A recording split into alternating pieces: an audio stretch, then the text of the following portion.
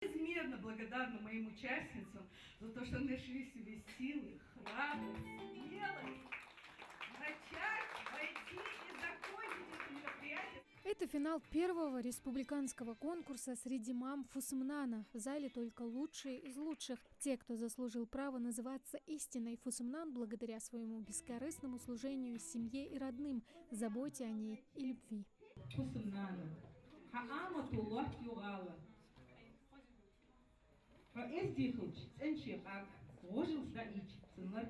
В самом начале конкурса на первом отборочном этапе из 50 претенденток компетентное жюри выбрало 25 лучших.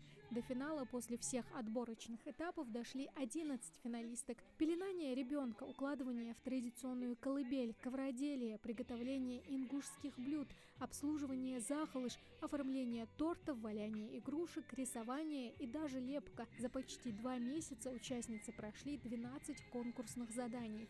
Могу похвастаться, что научилась делать вот эти наши истинги, научили нас делать.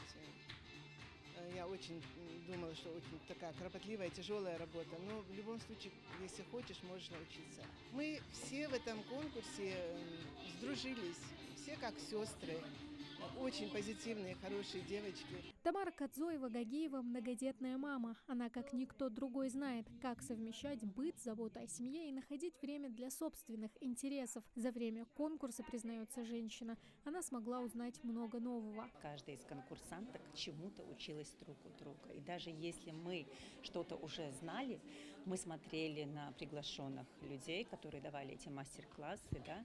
Есть, конечно, то, что мы вообще не делали, вообще, то есть ковроделие, там, вышивание или приготовление украшения, может быть, каких-то сладостей. Было что-то, да, что для нам впервые давалось. И тем не менее мы смотрели тихо, наблюдали, чему-то друг у друга учились. Показать уникальность ингушской нации, ее идентичность и самобытность. Лейла Богатырева – автор и идейный вдохновитель конкурса, общественный деятель, а в недавнем прошлом участница всероссийских конкурсов. Был сделан именно упор на то, что Фусымнан, она должна быть не только хорошей мамой, не только хорошей хозяйкой или снохой, да, но еще и принимать участие в различной социальной жизни, общественной жизни, приносить какую-то пользу тому обществу, в котором она живет. Каждая финалистка получает корону, диплом, персональную ленту с указанием номинации, а также памятные подарки. А победительница Тамара Бекова еще и право представлять Ингушетию на конкурсе «Миссис Россия».